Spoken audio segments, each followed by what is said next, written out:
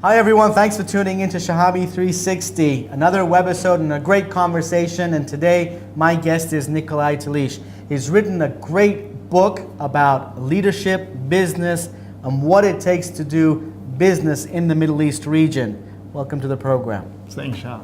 So let's talk about this book. First question is, how different is the region from, let's say, Europe and North America, or even China on the other side? I think the region is very different in the sense that the Gulf Arab culture is distinct, just like the cultures you just mentioned. But one factor that adds to this is that if you look at the private sector here in the Gulf, the majority of the professionals are expatriates coming from all over the world. So not only do you have like a distinct culture, meaning the Gulf Arabic culture, and then this is where most of the wealth here in the region is owned, but when you look at the professionals, the majority in the private sector comes from all over the world, making this also the most multicultural place on earth. So you have a mixture. Well, let me break up the question into two segments. You've got the local business leaders who have their way of doing business, and then you've got international cosmopolitan, a blend of business leadership from all around the world that's doing business in the Middle East.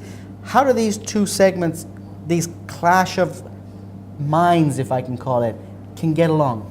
There's a tremendous development also among Gulf Arab leaders, because if you look at the younger generation, and particularly people under 35, I mean, most of them are educated abroad. They've grown up with the internet. True. I mean, many of them are cosmopolitans. Sure. So there's a tremendous development among Gulf Arabs. And again, if you look at international business, yes, of course you can talk about a mainstream, which is predominantly Western inspired. I mean, most of the American universities have shaped the theories. But again, there's a tremendous development here because, for instance, India have over the last couple of years, I mean, India has many expat professionals here, have also shaped their own unique style. I'm glad you raised this point. You've got a couple of things happening all at the same time. You've got globalization on one side, which basically makes our planet a lot smaller, a lot faster, and business can happen within a blink of an eye now with e-commerce. Then you've got a generational issue, which is basically, like you said, the under 35 business person who's studied in the West and now wants to get involved in business. The climate, especially for the local Arab, is not the same as their fathers used to operate or their grandparents used to operate in. What's happening here? What can you talk about or educate or contribute to that local economy, local business leader who wants to now be part of this new economy? When you look at the local business leader, there's also a third challenge, which eventually is a big opportunity, and it's probably the biggest change that is going on specifically in the region at the moment, because the region have grown so fast. Anybody who had a business here over the last 1, 2, or 3 decades have gotten a help by the general growth. But now, I mean, industry by industry, sector by sector, is more mature. You need to compete, you need to provide better service for your customers, innovate, provide lower prices. So that means it's a completely different game for anybody, local businesses, also external businesses. So you can say what this book is about is first of all to understand this dynamic, to understand the cultural differences, but also put a framework out both at how you look at an individual business, but also how you as a leader put together your approach. And this is, I mean, my key message probably, if you can call it that, is that the opportunities and challenges are different from every single leader here in the region, because this is so heterogeneous, it's so dynamic. I use the metaphor of a mosaic with all these small colored pieces that you can put together to a pattern, but people have different pieces and they put together different patterns. Sure. How important is the topic or issue of culture? I remember when I first came to the Middle East region and we tried to do or start a business, I came in with a more North American mindset and I hit a brick wall.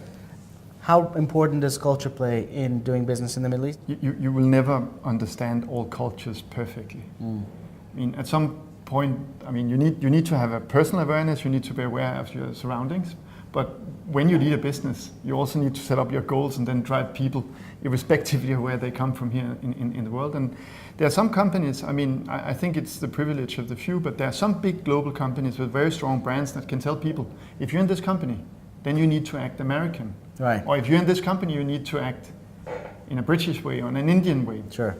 And then again, I mean, for a lot of, I mean, younger companies, they don't have that privilege to be able to totally create a unique culture. Sure. So culture is important, yes, but of course, I mean, it's still about running a business and setting up business goals. So the bottom line is important no matter what culture you have. Obviously, there are lessons that you're going to learn along the way, but I guess initially do some groundwork before you come in and get to know the customs.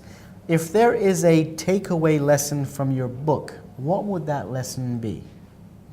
I mean, the lesson is really that you as a leader need to analyze your very specific situation. So both your business, but also the organization you're in, the people you're working with, I mean, also your customers. And then based on that, define your personal approach, because that's what makes you effective. It's not like in the States or in Europe where there is a consensus around how to do business and there are a couple of role models which are very similar, where you can pick one of them and that's the way it works. And I mean, people will note if they think you're a good leader or not a good leader, but often according to the same benchmark. Here it's much more diverse. It's diversity, new culture, new environment, and a new world economy. Thanks for tuning into Shahabi 360, and we'll talk to you next time.